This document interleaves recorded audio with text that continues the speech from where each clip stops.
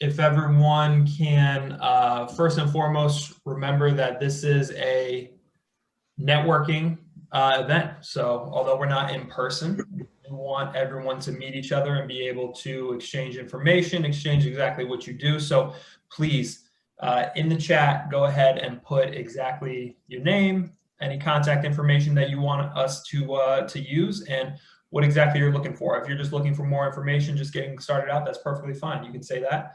If you're someone who's looking to buy houses from wholesalers, you can put that. If you're a contractor looking for your next investor to work with, whatever it is, please add that to the chat. But during the conversation that we're going to have with Mr. Kevin Link, if you could have your phones muted, any questions that come up, add them to the chat, and we will definitely get back to you, or we'll answer them at the end. So thanks everyone for coming. This is Grid Falls Church, presented by Washington Capital Partners. My name is Kevin McGaughey. I am Kevin McGaughey and Washington Capital Partners. I am a hard money lender. So we do loans for people that are looking to flip houses in the DC area. We're up and down the East Coast now, but we're mostly in the DMV. If you're looking for a hard money loan or to get into investing, you can reach out to me about our capital programs. The other thing that we do is we help local wholesalers find buyers. So we've teamed up with a bunch of different local wholesalers, but our longest tenure relationship is with Four Brothers Buy Houses. We're lucky enough to have Mr. Kevin Link with us today, representing them. We're going to have a conversation about wholesaling in the DMV area and wholesaling overall with Mr. Kevin Link tonight, and you guys are going to be a part of it. So before we get started, though, we do want to plug another investor partner of ours. We literally just wholesaled one of his properties for him for, okay, here we go. We got the right thing up now.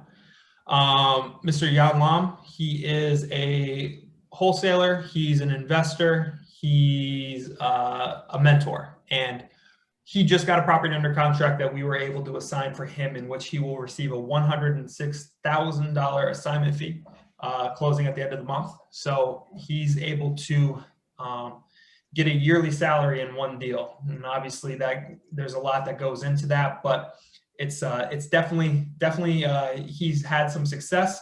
He's got this wholesaling boot camp, which I will be speaking at and have been speaking at for years. I do not promote people's boot camps, especially when they're paid, unless I think they're worth it. He is going to give you all the documents that you need to get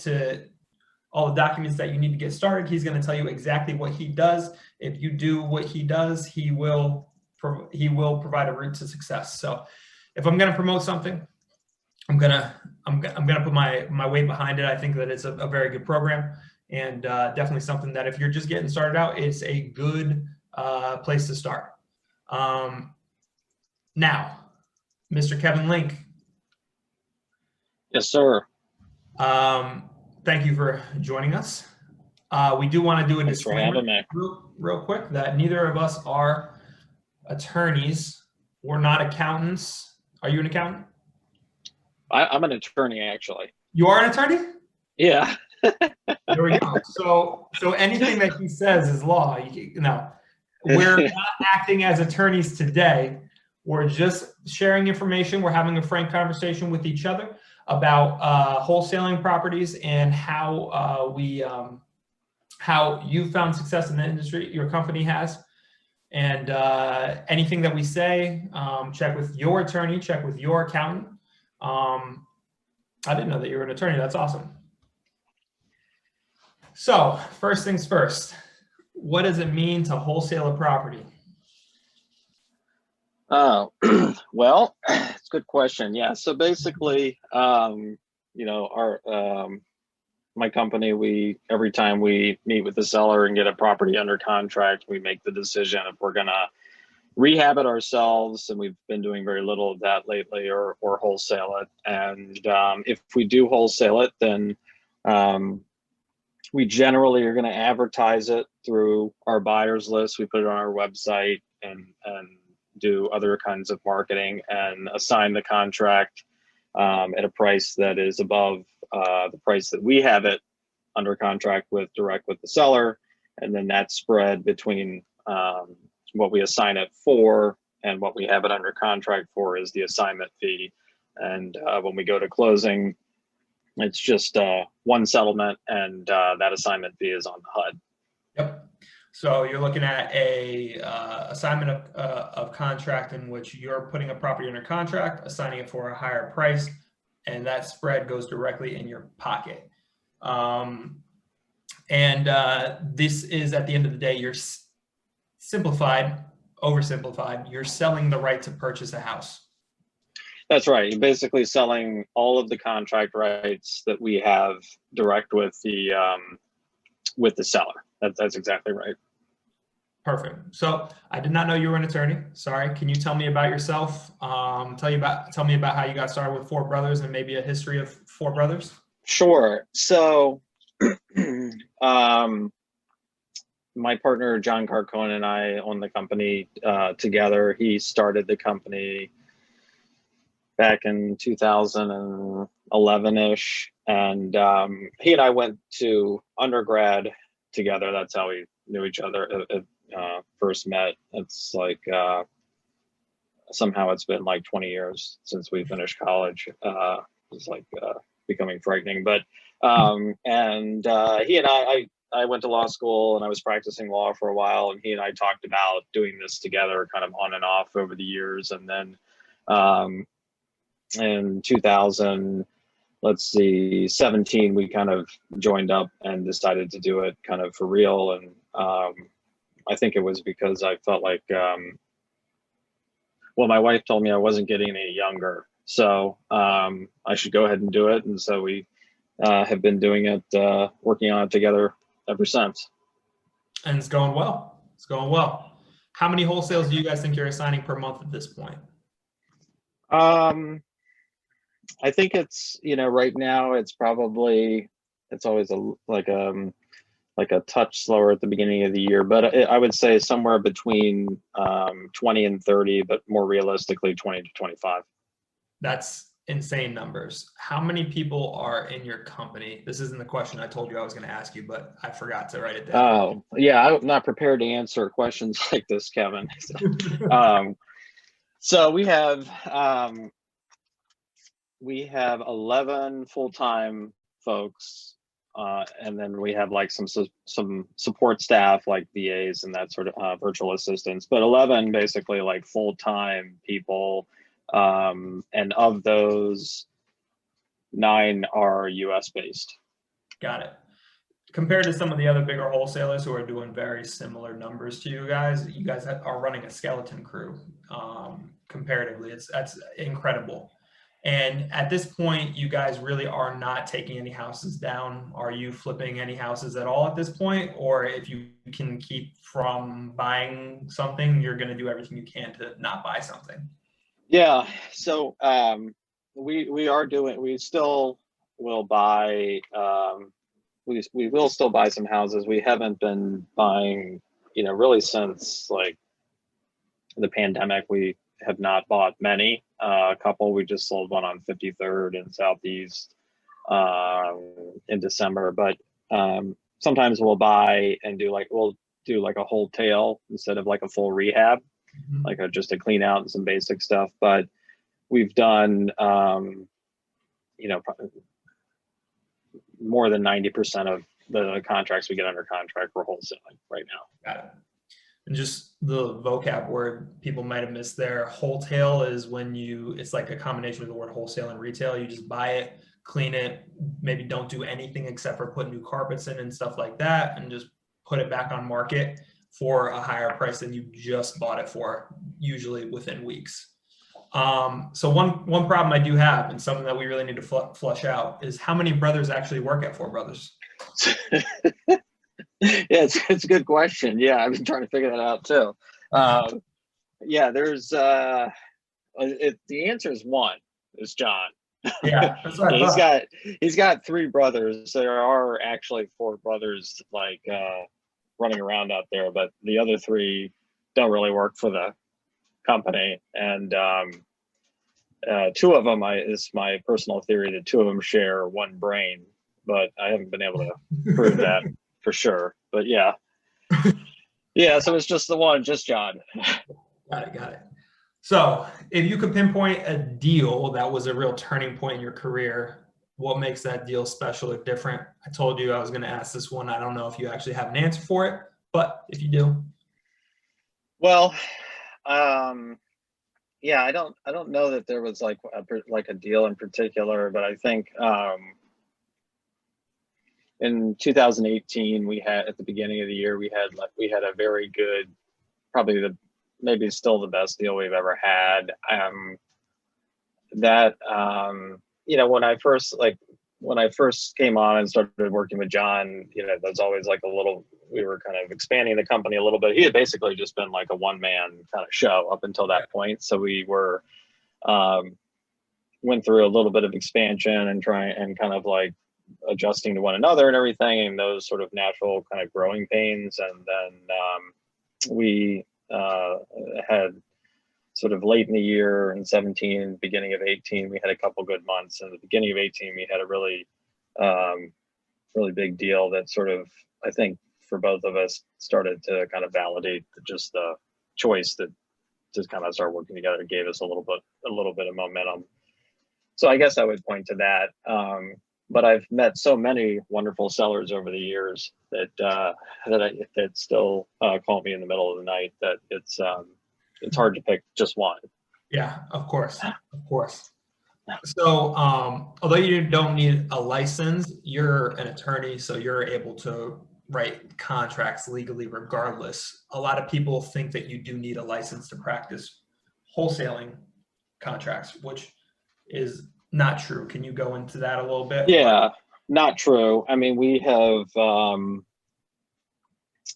think it's certainly important. The contract that you use if you're going to wholesale, I think is important. There's some things that have to be in there. There's some stuff that you want in there just to protect you and frankly protect the seller, from themselves. And it's you don't need to be an attorney, but there are a lot of people kind of running around that use sort of like a real bare bones type contract, which is probably a mistake. Doesn't need to be long, but it should at least be like vetted by an attorney, because there's some pretty important stuff in there that you should have. I mean, just for example, like if you're going to wholesale a property, and market the property, you've got to have a marketing clause in your contract that affords you that right to step out and market the property. Otherwise you would be kind of inappropriately like advertising somebody's house, basically. So just lots of little things like that. Yep. And then the other thing, obviously, is you need an assignability clause. I can't tell you how many times we've run into a deal that someone wants us, as in Washington Capital Partners operating as Great DC Deals, wants us to put out, and it's not actually an assignable contract. They have the property under contract, but they don't have the right to assign it. So definitely something to keep in mind. You do need to have it. You do need to have it reviewed by a lawyer. WCP has a purchase contract that we use that does have an assignability clause. If you want to reach out to me if someone wants to reach out to me afterwards, I can send that over to you. Moving on to how you guys operate. How do you guys find leads? Are you buying a list and mailing, calling? What's the secret? Not all the secrets, but some of them. Yeah. I don't know. I was hoping somebody on this call could tell me.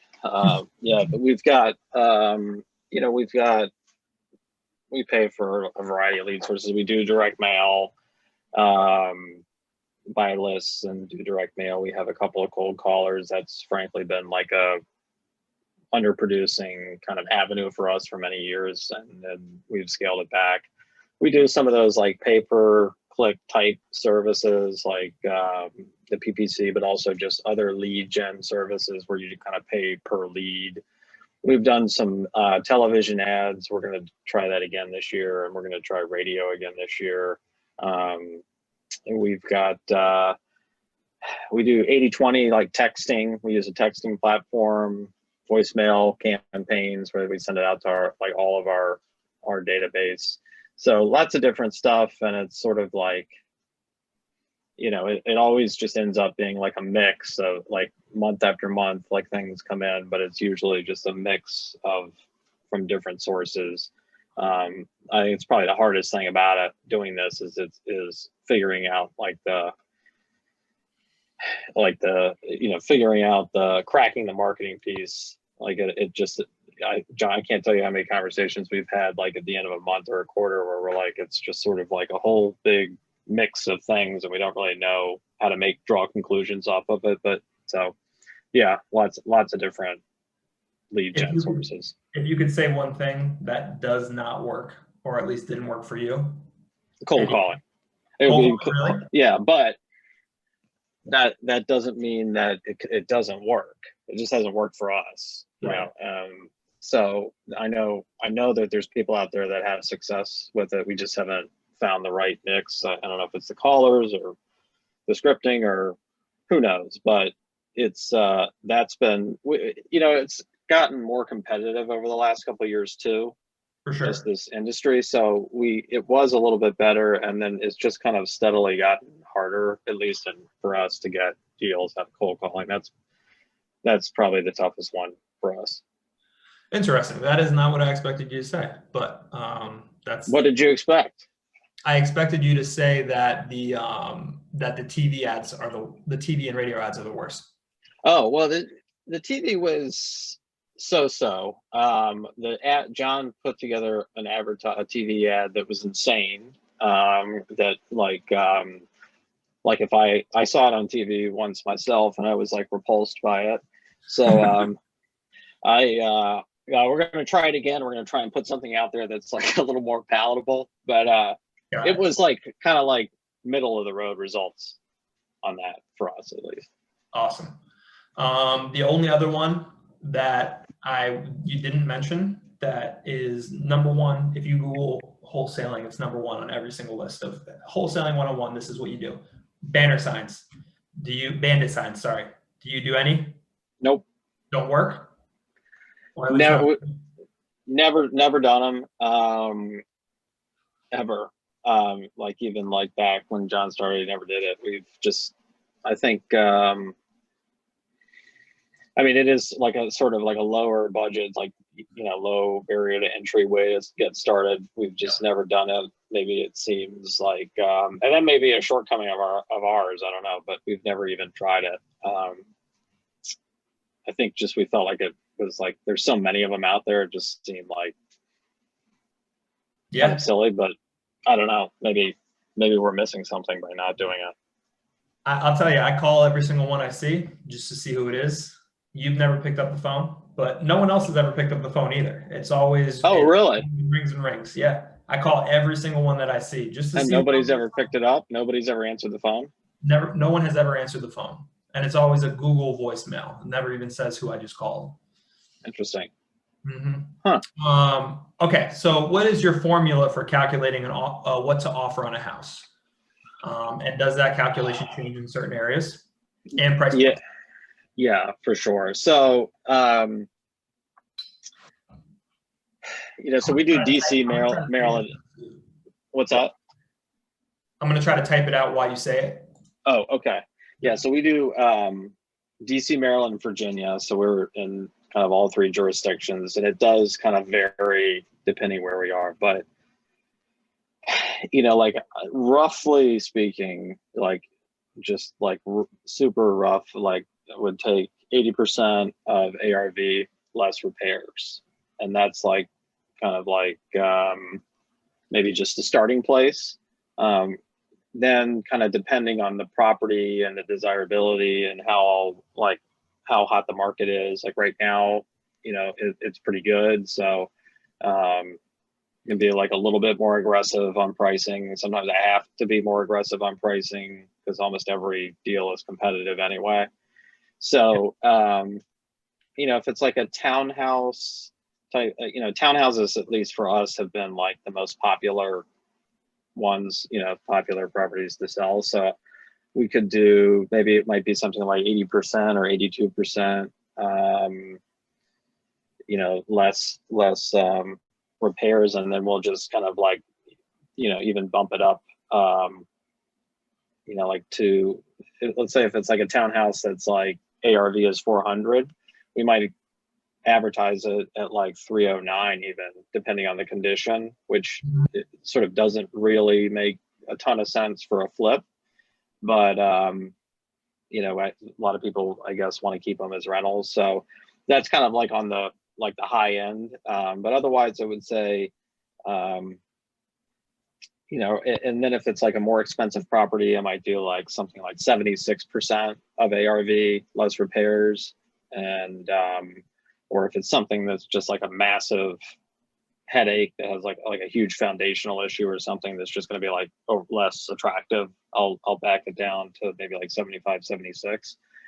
But I think sort of the key to it is being, like reasonable, John, my partner's never been accused of being reasonable, but I try and be reasonable sometimes. And we'll try and, I think like having a reasonable ARV, like being kind of, obviously people have different opinions about ARV, but it is like something that is like justifiable and not like on the apps, like where you're absolutely at the top high end, like, stretching. And, I try and do something that's like a fair ARV, like a reasonable reno cost, and then back it out. So like the prices that we offered at are something where it would work, for somebody to take down. I mean, I think ultimately that's like probably the most important thing in how I figure out our offer, is just coming up with like figuring out an ARV that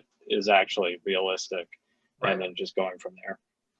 Right. And people are saying wow in the chat right now based on the numbers that you're saying, but it's not your job to flip the property. It's you make all your money on the assignment. So the fact that you can do that is awesome, and it really shows that if you're going to be a wholesaler, now is the time, because you guys are eating up right now. So that's great. So 80% for pretty much every property you see, and as things get more and more complex, or the numbers go up where it's super expensive to get in, you may go down to 75. But again, you Google it right now, any single thing that you read is going to tell you that you need to offer between 65 and 70% less repairs, and this market just doesn't support that. All right, so once in front of a seller, once in front of a seller, what are some tips for negotiating a contract price that works for you? Yeah. I usually start, usually there's crying, by the end of the meeting. That can be effective. I usually go for sympathy. It's, I know that there's like a lot of, there's a lot of like different styles out there, I guess, in front of sellers. But for me, I like, I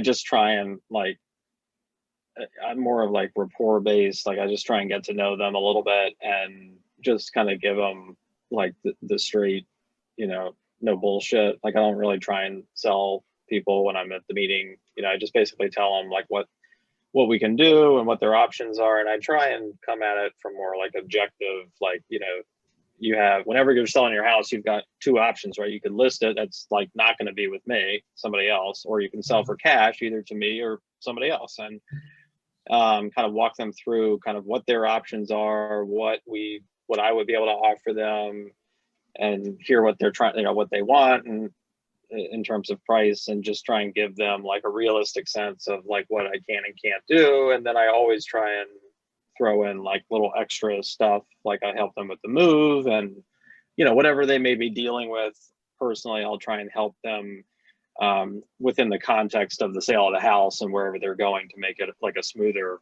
process. But for me, I just I tend to kind of come out number wise around where I would have to be, instead of starting really low. And I just kind of stick right in that area. And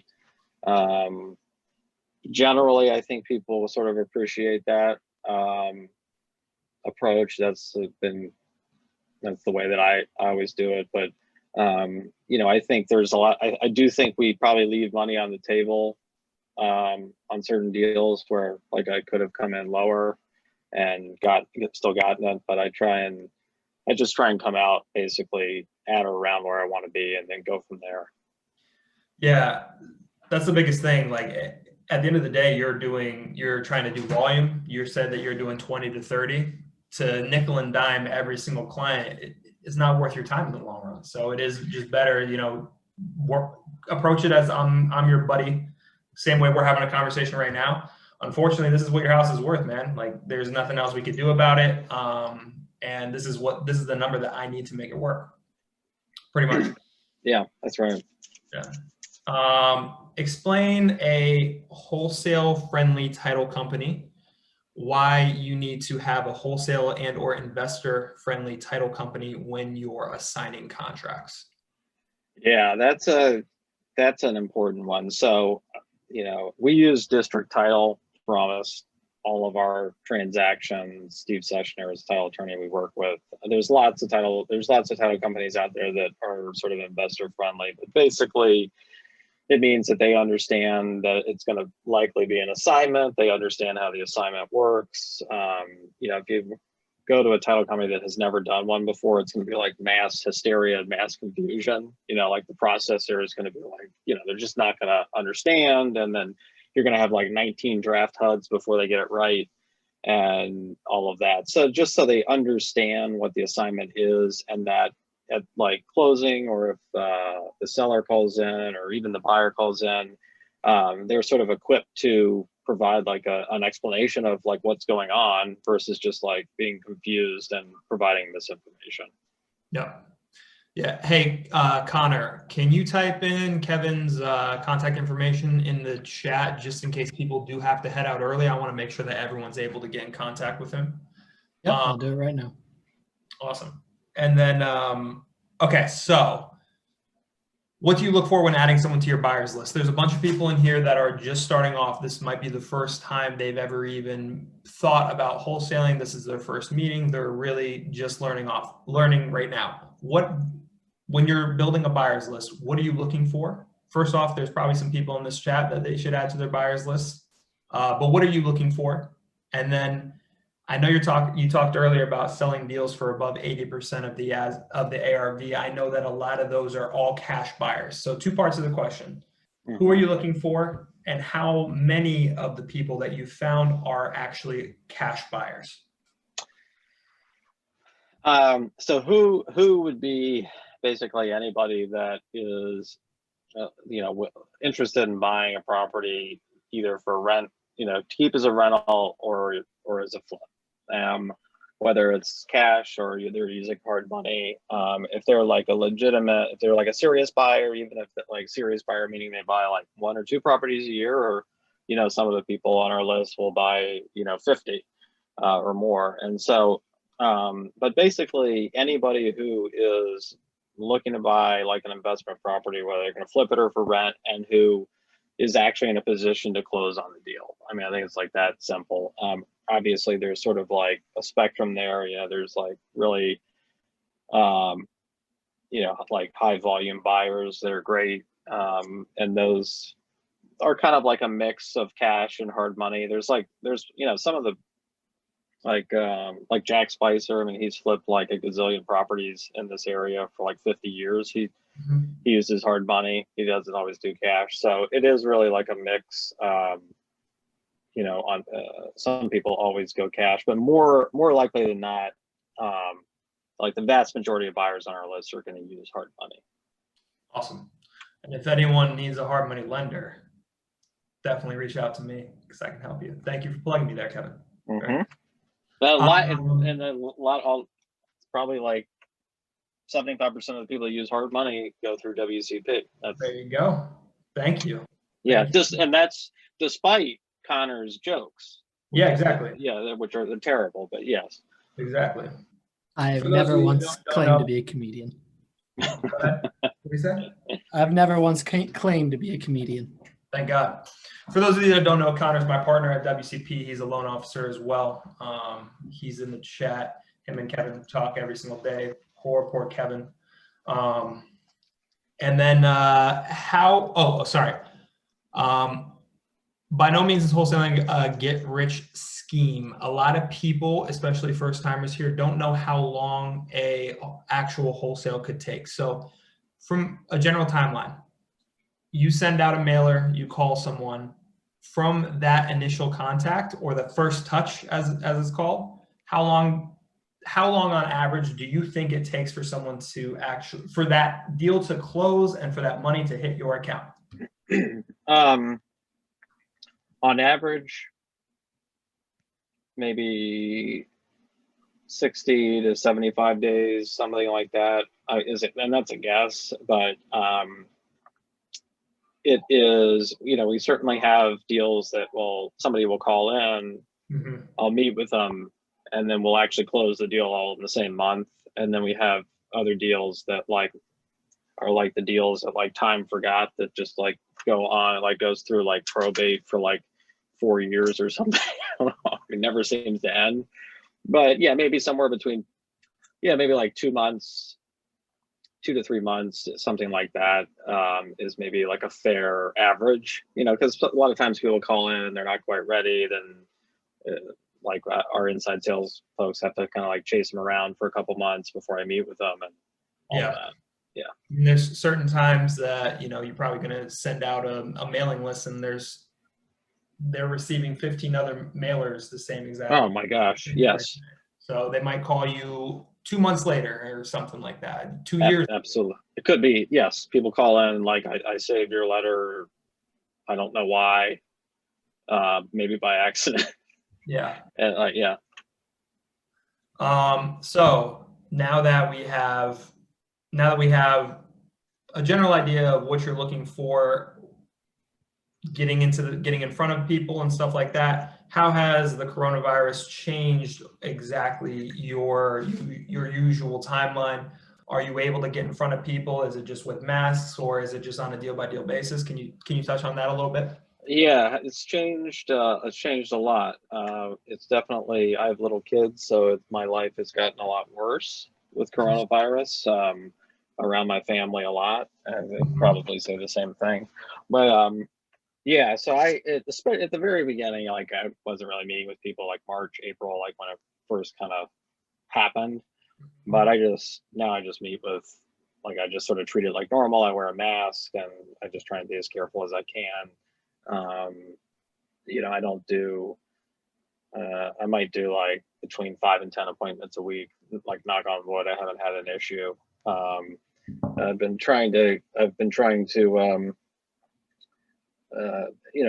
there's a lot of people that you just can't really connect. You just aren't going to get the business unless you're in front of them, belly to belly, unfortunately. So you kind of have to do it. Plus, I'm looking for excuses to get out of the house. So I've been trying to do more in-person appointments. And on the way back, you take the long route. Yeah, whatever. Yeah. Otherwise, I was getting to a point maybe May of last year where I was just watching The Shining on loop. And I was I got to get back and I got to start doing appointments again because it's getting bad.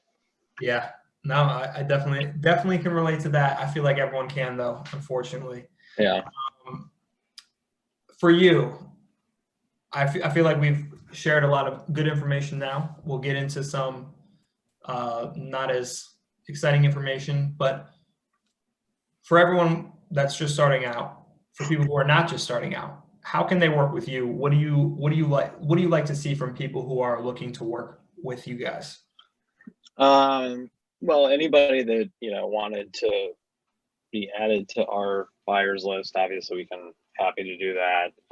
For anybody, if there's folks that, probably the easiest way, most sort of mutually beneficial way to work with us, if you're kind of a rehabber or you're thinking about getting into doing some wholesaling, is just to kind of partner up with us on maybe a deal that you have under contract that you were planning to renovate and decided you didn't want to, or something where you haven't closed that deal yet, and you want to just see what you could get for it in the wholesale market, or something like that, where we could basically sell the deal for you and come up with some sort of like reasonable split on it, would be one way. And then sometimes people, a lot of flippers and builders do their, lots of their own marketing. And so if they come across properties that might be a good fit for like a cash contract, but they don't have an interest in the property themselves, I can go out and meet with that seller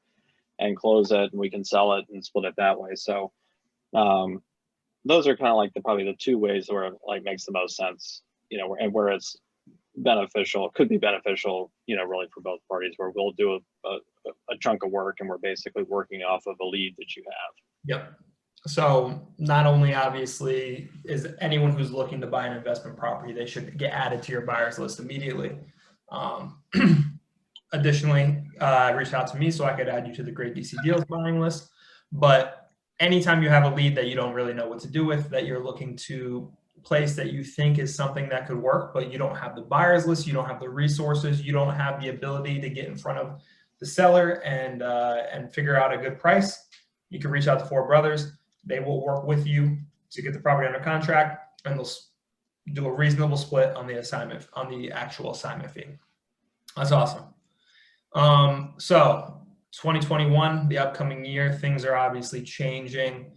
We expect at some point, we have no idea, but everyone's guessing that at some point there's going to be an increased number of foreclosures. There's going to be more distressed sellers than there's ever been.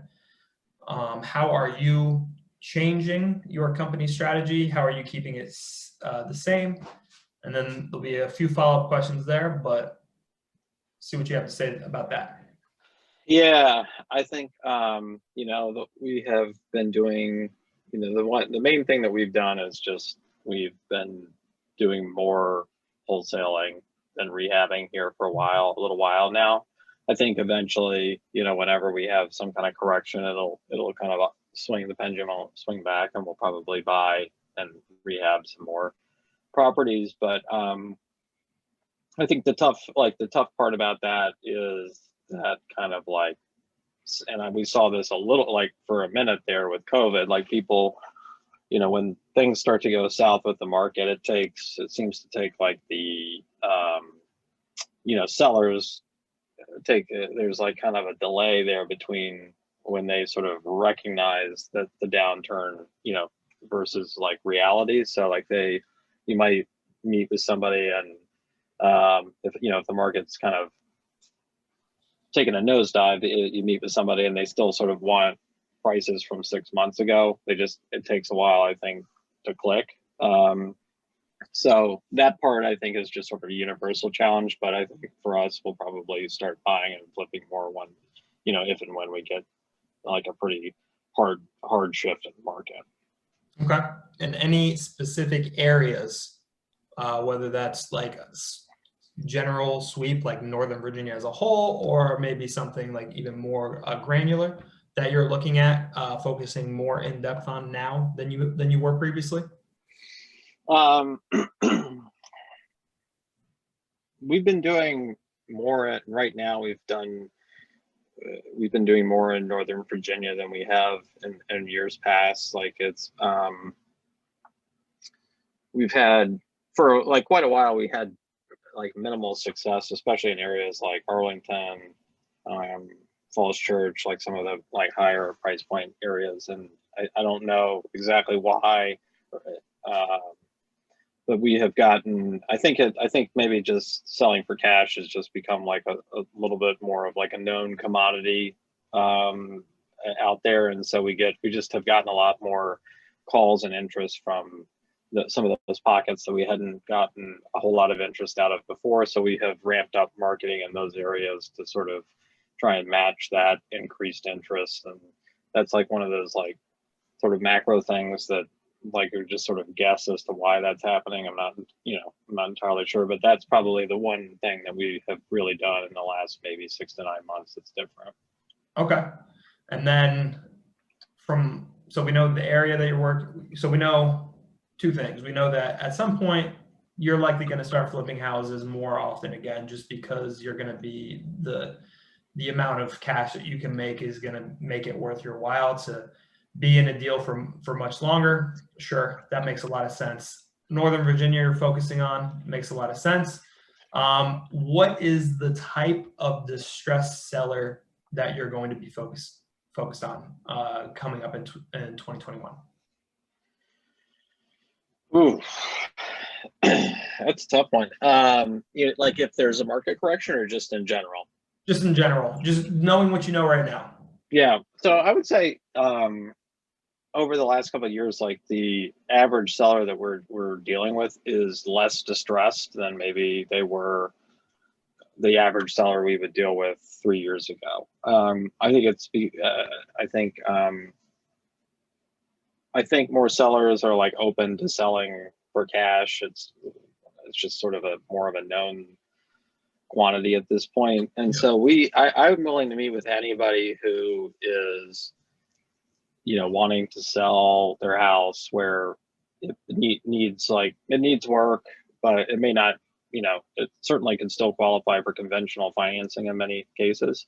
And they just sort of want to not deal with putting it on the market. And there's sort of more people like that out there than I think maybe sometimes even I realize. And so the average person that I'm dealing with is not like back against the wall, like foreclosure auction is next week type thing. It's just not really like that. There's certainly some folks in that position, but it's generally people who, and oftentimes people who have no real distress other than they just like don't want to deal with it.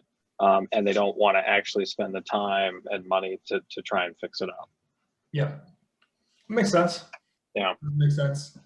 Well, that was all the important questions that I had. Now is more of the gossiping about bad sellers, which is always the best part. So if we want to start off with our favorite wholesale story that you have. Oh man.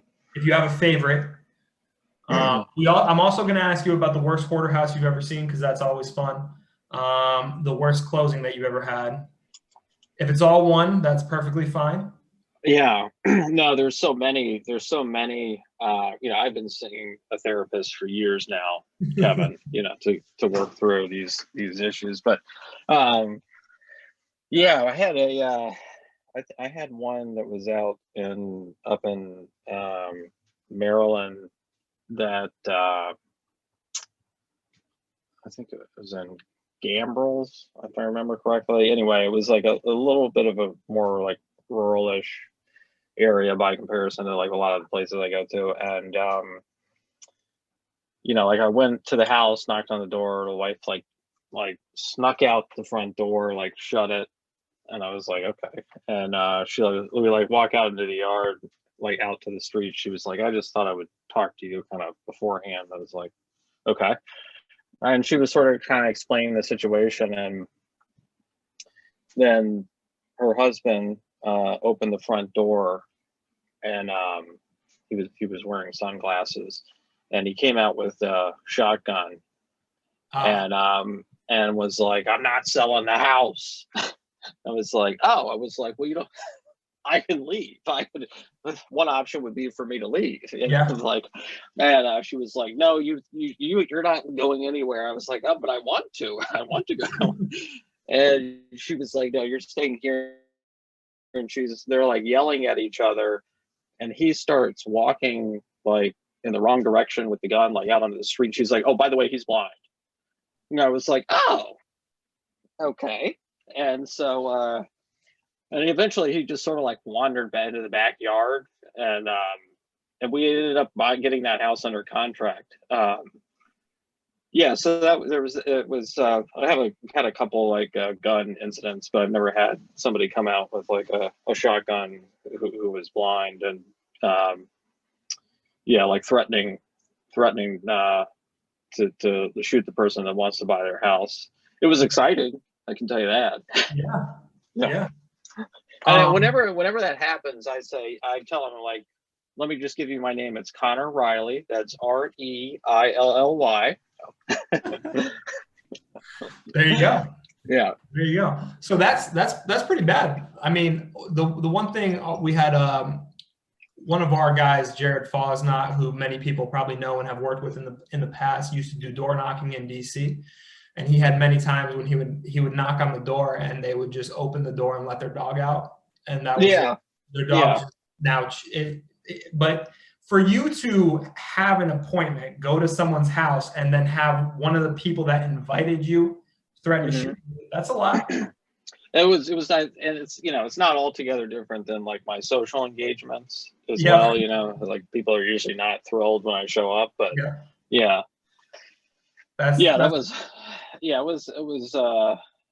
was like, I think that might have been the most frightened I've ever been. Like, it's like Terminator is like, I was like, oh, good. He's got a shotgun too, so if he misses, there's still a chance he doesn't miss. That's not exactly. good. Yeah, it was great. Okay, all right, that's a good one. What is the worst house you've ever been in from a hoarded house standpoint? I think. Well, I was in a house one time that like a couple of them, but one in particular that was like the entire house, the floor of the entire house was covered in poop, like dog poop, and like I like basically it was horrible. Obviously, it like smelled horrible. It was just like, and like I was like gagging. Like when I was in there, I thought I was going to like throw up on the cellar, which is not a best practice. No. Just FYI, you know, vomiting on the cellar is like not a rapport building technique. But and I when I got outside, I like took my shoes off and like I threw them in their trash can and like walked down the street in my socks and like got in my car, and it was like. Yeah, so probably that one. It was bad, and there was like, they had stuff everywhere, but it was really and they had like 75 dogs in there too. They were all like, it was like a circus. They were all like running around, and like some of them were like in another room where, you know, it's like, oh, you can't go in there. That's where we keep Cujo and Lucifer. So you can't go in there. Yeah, but And we actually ended up buying that property, and we kept it as a rental. We did some work to it before we rented it out. Yeah. Thank you for mentioning that work was done to it. So the one thing I'll say is that in the event that you ever do go to a hoarded house, to anyone listening, is you need to bring a mask. We all have masks now. You need to bring one because you don't get it. You do not understand how bad it smells until you're in one. It's something that I cannot explain how much worse it is than you think. Hoarded on TV is very fun, very funny. It's bad. Yeah, it's horrific. And also like there's a couple houses I've been to which is like less funny, not really funny at all, but like where people have died in the house, and then, you know, they weren't found for like some significant period of time. But I had gone to a house where like that had happened. It was like over the summer, and like the air conditioner, there was no AC, and they had removed like the body like a day or two before. And like a relative was like then, you know, trying to help sell the house, and like I went inside, and like I couldn't like I went in, I couldn't go in, like come back out. It was like too much, and the guy was like, pretty bad, isn't it? It's like, yeah. But some of them are like, like you need a mask for some of them, but the hard part is if like the seller is just sort of, if it's like normal for the seller, then if you like come in a hazmat suit, it's like offensive. Yeah. Yeah, so Exactly. my one story that I have is I was in there with the actual seller who was still living in the property. The house was completely hoarded. There was trash everywhere, piled up. Cats were jumping on top of the trash. And as you walked, he had created little lanes for you to walk through, but the lanes weren't actually clear. There was paper and trash and stuff on his little lanes. As you walk through them, you could see the ground moving because mice were running in and out underneath Yeah. your feet. And it's just like, Yeah. I'm trying to not be disrespectful right now, but like I'm gonna walk outside. So again, it's something you don't really get until you're in it. Yeah. It's hard to imagine if you have, yeah. So the last question: what is the most money you guys have ever made on an assignment fee? Get everyone excited about wholesaling right now. With the biggest assignment fee that you guys have ever made, and then we'll answer the questions in the chat, and I'll let you go. Well, I was been waiting this whole time, Kevin, for the worst closing. Oh, the worst closing. I skipped it. I'm sorry. Yeah. It's like, yes, we had biggest assignment fee we've ever had is $209,000, just to answer that question. But the worst closing we had, like, this lady was like an elderly lady. She was very nice, but she wasn't really that nice actually. But I met with her. We got it under contract. She said that she had met with like another wholesaler that is like a pretty big company, and she said she didn't sign with him because he had stolen all of her vacuum cleaner attachments, which I felt like may not have been true. But she like demanded, she was like moving to Florida. We bought her place, and then like the day she closed, she was like flying to Florida and moving into a condo down there. And she refused to like take an Uber or a cab, and she couldn't drive. She basically refused to go to the settlement or to the airport unless I drove her. I was like, I could get you a limousine. I'll do anything not to drive you. And personally, just to be clear. Yeah. Yes. She wanted me to pick her up, which like I still. So we did that, and then she wanted to go to McDonald's. She went to McDonald's. I don't know why we did that, because all of the food, none of it got in her mouth. It was all over the chair, the seat in the car. But eventually, when we did the closing, she was wearing a nightgown as well, and her daughter was there with her. And then when we got to the airport, they were arguing, and I'm like dropping them both off, and then she pooped on the sidewalk at DCA, where you check in, like where they're like on the outside. And I was like, like I think to spite her daughter because they were like arguing. And I was like, oh well, like I don't know how I can explain this to anybody, like how this is like happening. Like so, I immediately like started calling numbers to like sign up for counseling. Obviously, like everybody that was like, what's happening? Like it was like yeah. So that was the worst one. That was definitely the worst one. That's understandable. I can't thank you enough for sharing that story with us. That made my night. That made my week. That made my month. 2021 is off to a great start. And she said, I have to give her a lot of credit because she did that, and then she looked at her daughter and she was like, "How do you like that?" It's like, oh yeah. Man. All right. Well, we learned a lot, I hope, but that story was worth every minute that we just spent together. So I can't thank you enough for coming through and helping and Thanks for having me. I hope that the therapy is working. Well, it's definitely not. It's not, Kevin. I really, really hope that you don't ever have to deal with something like that again. Yikes. All right. I am going to see if we can go through these questions real quick. But if anyone is going to get out of here, I really appreciate your time. Again, your email is in the chat if anyone wants to reach out to you. And everyone should reach out to you, and we're going to give you a list of everyone that was in the chat. So whoever it is can be added to your buyers list. But definitely reach out to him. And again, if you're ever looking for an exit strategy for a property that you don't know what to do with, for a lead that you're working on, reach out to Kevin. Kevin Link at Four Brothers, and you guys will help him out.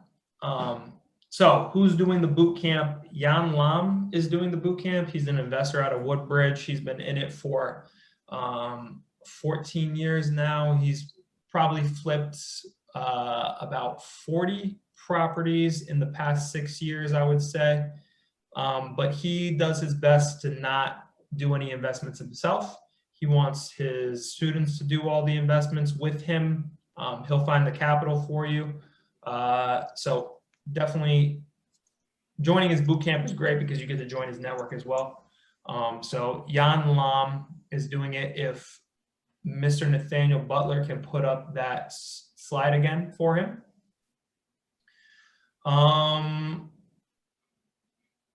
We have, how can someone new to this with no money start off? What direction would you recommend? I just lost the, where's the chat? Okay. How can someone with no money start off? What direction do you recommend? Kevin, do you have anything to say about that one? For someone with no money, someone who can't afford to do mailers or anything like that, would you say, you know, kind of door to door, mail directly, handwritten notes? Yeah, I mean, I would do, with something like that. I mean, obviously you'd have to do some kind of marketing, like less expensive marketing, whether it be like bandit signs, do like bird dogging. You're going to have to figure out, you could do like one of these like paid lead services. They're relatively cheap, just to like get some leads generated, but you'll have to do something, some kind of like outbound reach, some form of marketing in order to like generate some leads and some appointments. Direct mail is pretty expensive, but there's a lot of stuff that's a lot less expensive where you don't need to put that kind of cash out. And then again, with wholesaling, you don't actually really need any money to get started. If you do have a lead that comes through, you can just reach out to Kevin and he'll find a buyer, an end buyer for you. Someone messaged me privately and said, I'm curious to know if you still go to the negotiations yourself. And that's kind of part of the magic of Four Brothers, is that you are the one going to the negotiations by yourself. Are you the only person going, or do you have other people that go as well? Just me. So that's like part of our, part of how we like keep our team smaller and keep it pretty lean.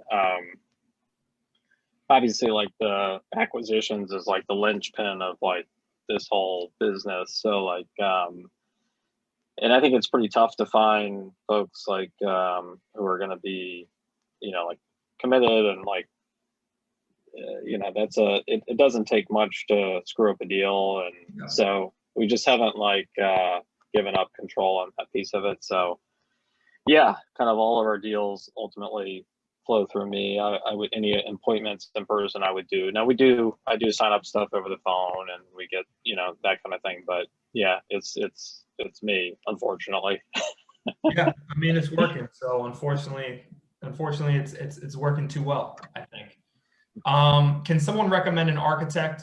WCP does not recommend architects or contractors, but if you would like to message me privately, I can tell you architects to not use and architect to not use, which is not the same. But if anyone else would like to reach out,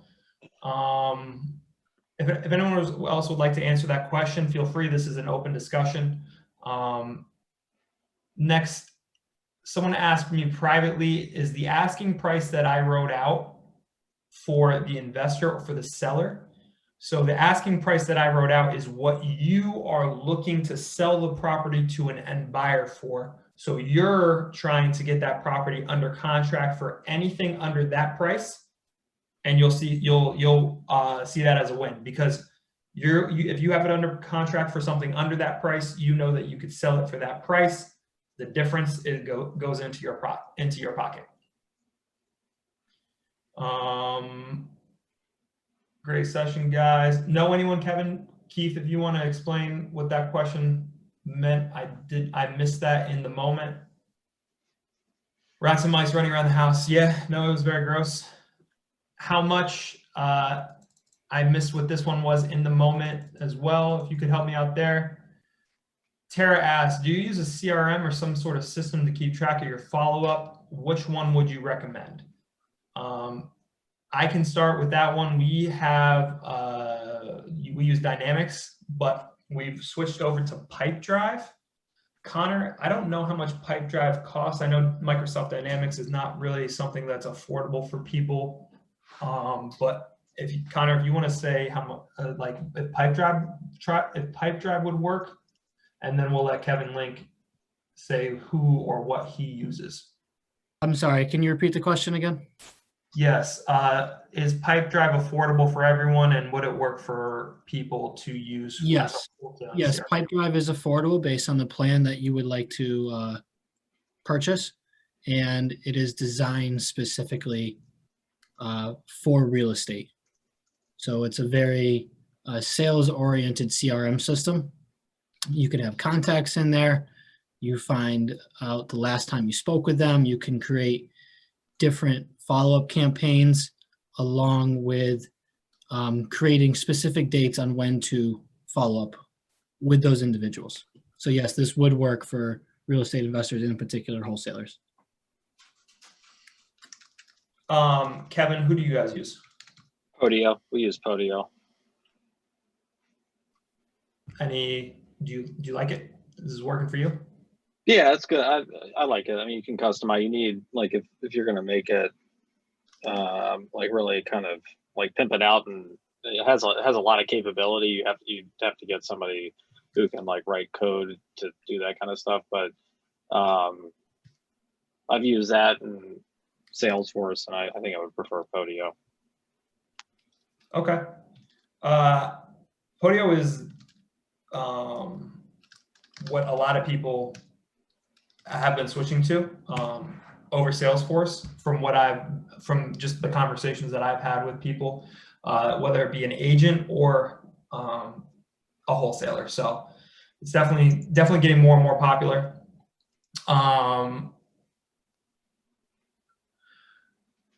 Can I go with you for a listing appointment? That's a question for you. That's not for me. I'll let you answer that one privately. Peter says he loves it. Are you going to franchise Four Brothers? I think this question comes from the fact that WeBuyUglyHouses.com is a franchise, which is not. I think you can no longer say that We Buy Ugly Houses is a trademarked phrase. They lost that. But WeBuyUglyHouses.com is a franchise. Are you going to franchise Four Brothers? We don't have any plans to right now, anything like that. Yeah, I don't think John or I have, either of us have the personality to like, yeah, like we're like barely functional as people as it is. So yeah, we've like kept our team small, and yeah, we haven't even really talked about that. I would never agree with that statement, but yeah. That makes where do you guys get your comparables? Do you work with an appraiser? I think the answer to this is no. You guys have access to the MLS, and you just do your comps. Yeah. Yes, that's right. So Jeremiah, the only time that an appraiser would become involved is when you're using someone like a hard money lender like ourselves, who would get an appraisal in before closing. But even Connor and I are very familiar with the area. We do all our own comps before we even agree to do a loan with you. So we're going to know whether or not the numbers make sense before you guys put the property under contract, before anything like that even happens. So an appraiser is only to solidify what Kevin already knows and what Connor or I would already know. Do you work in Norfolk? No, because you can't drive there. I don't know any hard money lenders in I'm sorry, we're a hard money lender that works in Norfolk. I don't know any wholesalers that work in Norfolk. That's something that would have to be discussed later.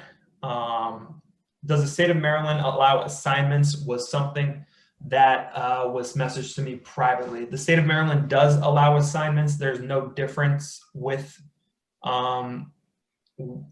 that in any other state that I know of. You can speak more to that. But the one thing with Maryland and why people are always being a little more cautious is that if you are a real estate agent and you are operating in certain ways in which you are deemed to be taking advantage of the seller, you can get in big trouble legally, like jail time type trouble. So just make sure that you're always letting people know that you are a real estate agent. You're not acting as a real estate agent in this specific situation.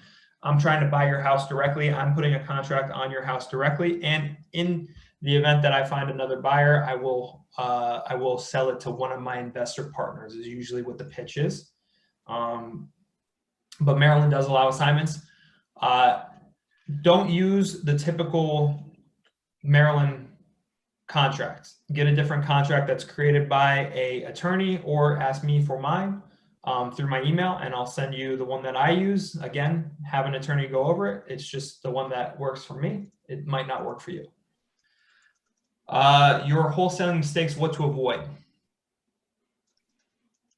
That one's for you, Kevin. What are the mistakes to avoid? Mistakes to avoid. Let's see. Do you want all of them, or just the top 10 that we've made? Yes, or top 5, actually. Okay. Yeah, I mean, I think probably the biggest thing is, like, kind of carries off of what you were just talking about, Kevin. I mean, I think you just need to be, like, the biggest mistakes, I think, headaches that you can have are, like, is an unhappy seller who is, making a lot of noise. I mean, I think, like, if you're going to meet with the seller and you want to wholesale the contract, I generally just kind of explain to them what that entails. And so there's no surprise. Nobody feels like they were taken advantage of. Like, I always tell them that they can get more money if they list it with an agent. Like, I think that's probably the number one mistake that people make, is they don't really disclose everything they probably should. And then people find out on the back end, and then they're upset. And I think, when you're dealing with sellers and their homes, especially if they've, like, owned it for 60 years and stuff, people are attached to it. It's just better, I think, to just explain exactly what's going to happen. So they kind of go into it eyes open, and generally that is like a recipe for, like, a smoother transaction anyway, and no drama. Yeah, I think that's the biggest thing. I'm glad that you brought that up because a lot of these situations, if you go to these camps and things like that, everyone is always talking about, there's all this deceit with the seller. Don't let the seller know what you're doing. And in my experience, watching many different wholesalers interact with many different sellers over the years, it's been the people that are just completely transparent with exactly what's happening find the best success, because the sellers are aware of what's happening. If it's a shit show from start to finish, that's fine, as long as the sellers know that it is a shit show on every single. The title is terrible because of the things that have happened in the past. That's on you, and we're working through it. I wanted you to know these are the things that are happening. It's just being transparent is really the biggest the tip that I'm glad you shared, because that would be my tip as well. Closing in 5 days guaranteed. Why would you guarantee that? You don't know how long that work is gonna take. Or just be reasonable. Someone recommended a skip tracing service, Smarter Contact. Do you have a different skip tracing service that you would recommend? We've done. We just switched. No, we're switching services because we didn't love ours, and there's not one that I would want to recommend. on this call.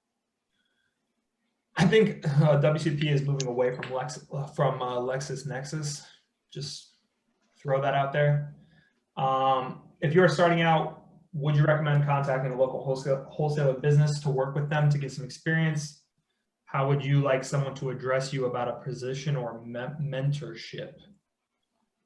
You guys are keeping your group tight, things small. I don't know if reaching out to a company like you guys would be the right way to go, but for this person that asked this question, I would say that there are some bigger companies that have 100+ employees that would be someone that you could reach out to. If you want to reach out to me on the side, email me directly. I can put you in touch with that. I don't know if that's something that Four Brothers is currently looking for. But I don't think it's a bad idea to reach out and, you know, do some sort of internship and something of that nature. Just make sure you do a little research, because I've seen people get into situations where they're being taken advantage of. So that's how I would answer that question. If you have anything else to add to that.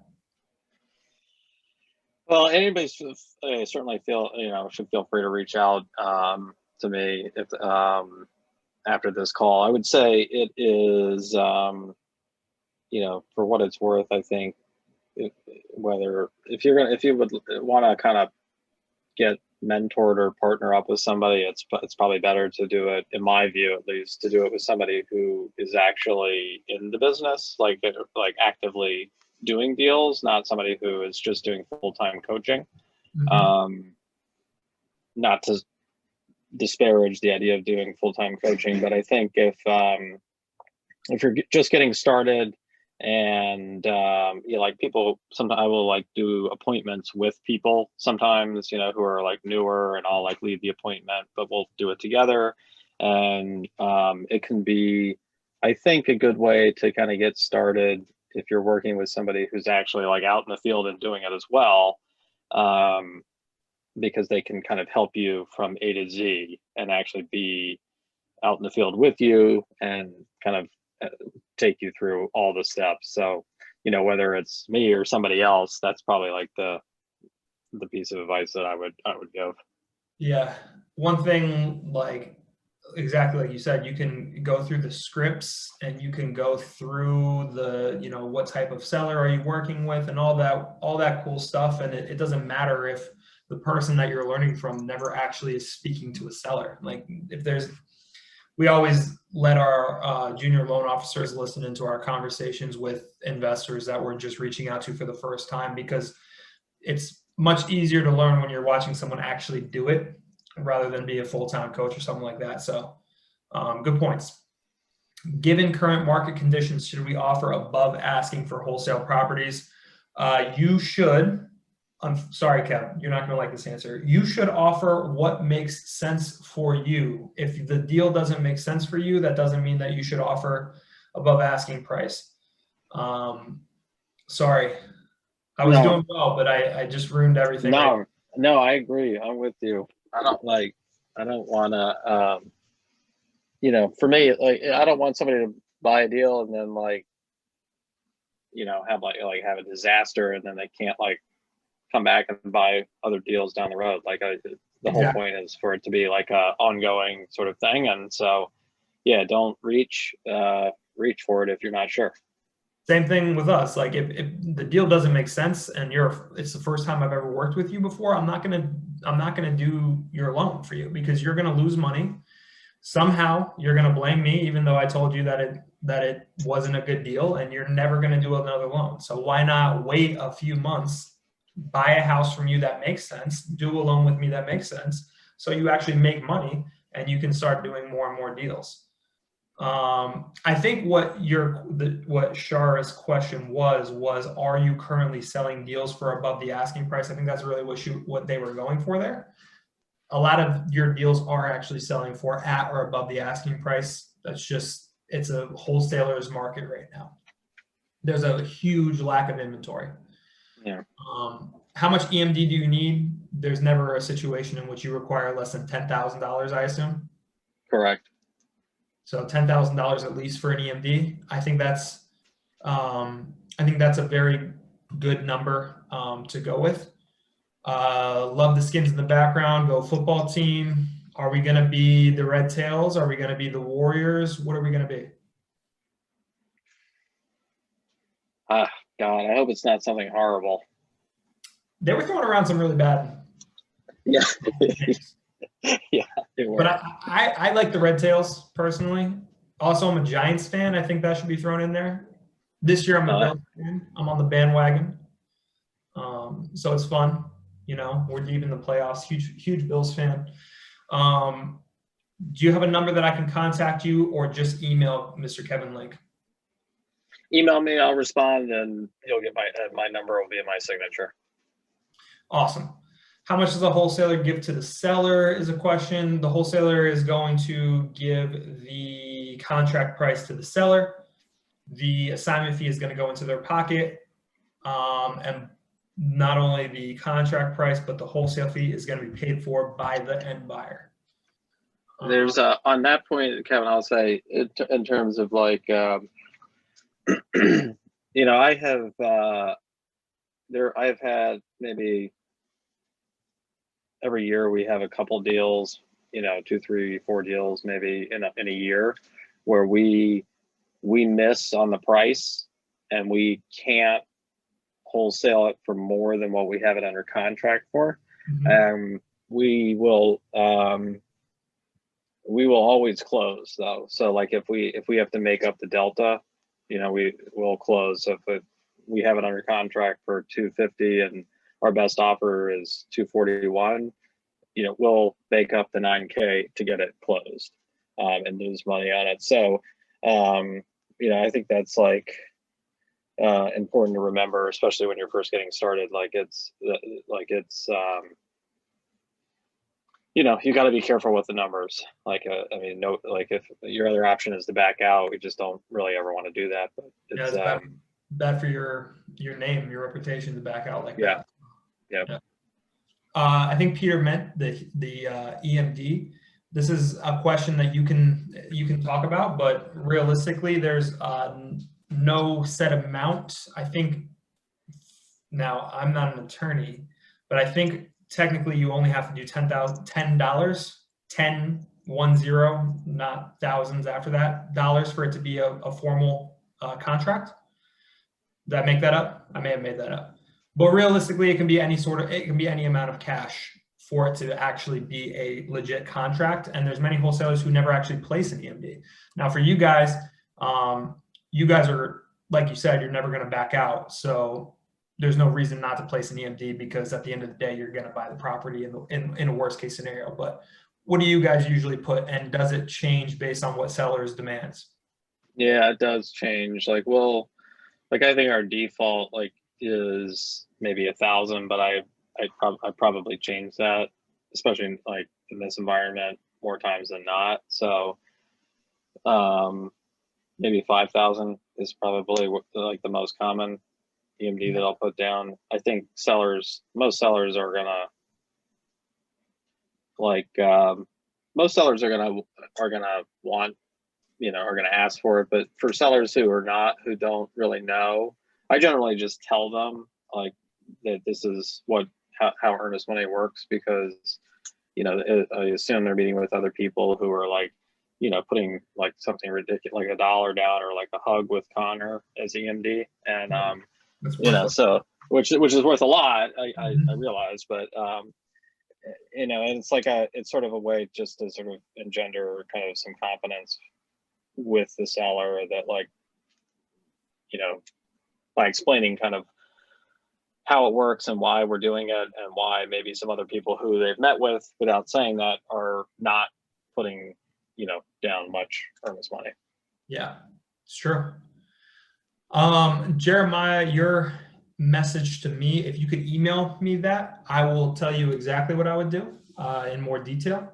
Someone else privately messaged me. Have you ever found any deals using the MLS, like Zillow or MLS or Zillow? I think that the answer for you is going to be no, that you guys do not wholesale off the MLS. We've done some. We did a handful of deals, especially during like March, April, May during the pandemic when it was like everything was all funky. Mhm. But we have done that. We'll do it from time to time. It's pretty hard to do in this market. It's like virtually impossible to do, but it can be done. I think what you got to be careful about there is that if you're going to do it on the MLS, you have to have your contract has to have an assignability clause and a marketing clause in it. Mhm. And most agents are going to strike that. Anybody, and because the agent already has like the rights to market the property, that's why it's on the MLS. So you have to be very careful about how you approach a deal like that.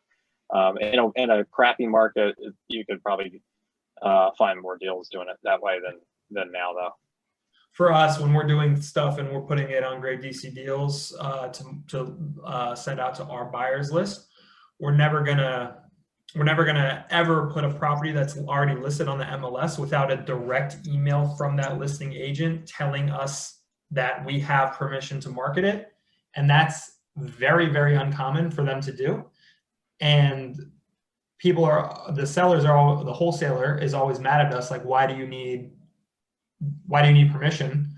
Well, my real estate license is at stake because I'm not allowed to market properties that are already have an exclusive listing agreement with someone else.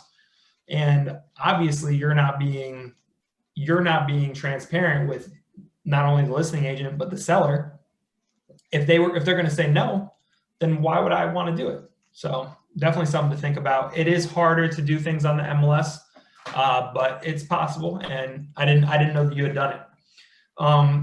Next question: you have a seller back out of a contract. What do you do? I'm sure you've had that more than you'd like to go through. There's two options: let them back out or sue them. Which one do you guys usually go with?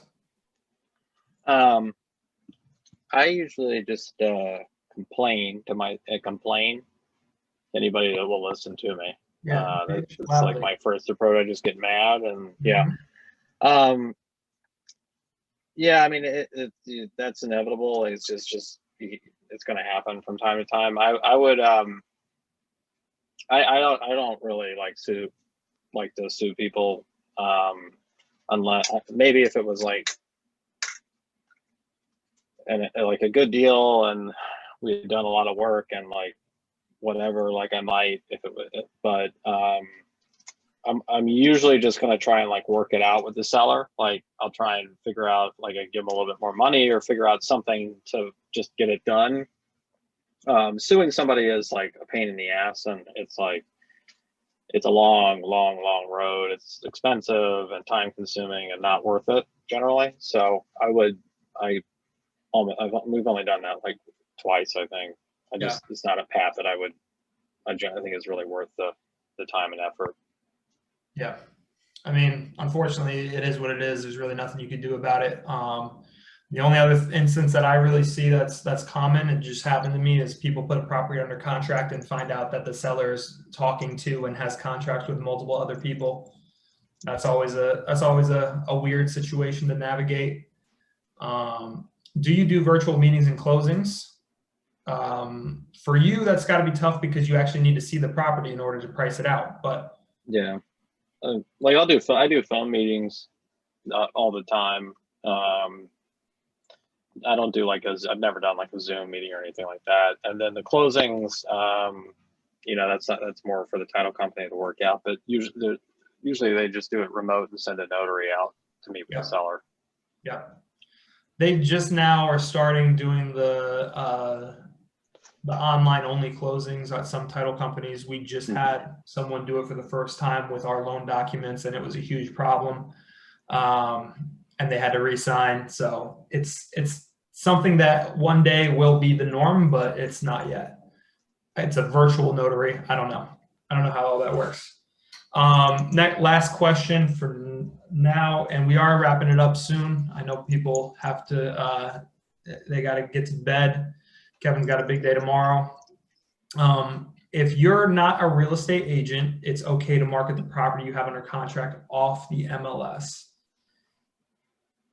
If you're not a real estate agent, you should not ever market a property that you have that someone else has a listing agreement on, period. Never.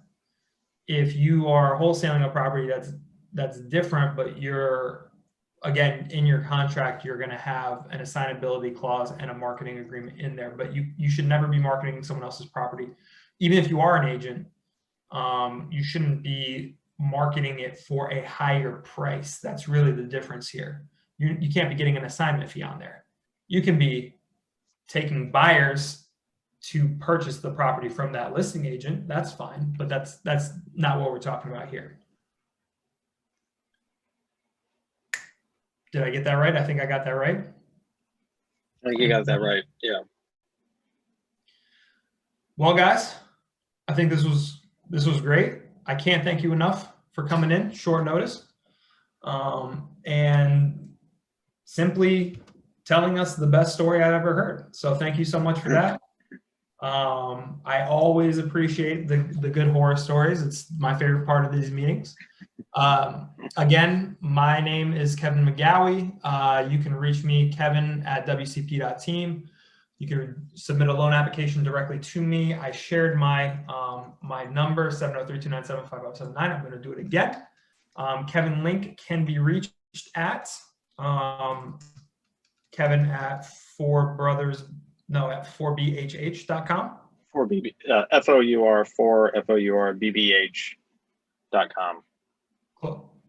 Somewhat close, not really that close, but can't thank you enough for coming on again. I really do appreciate it, and Thanks for having me. we will be having you on again soon, because this was a lot of fun. Awesome.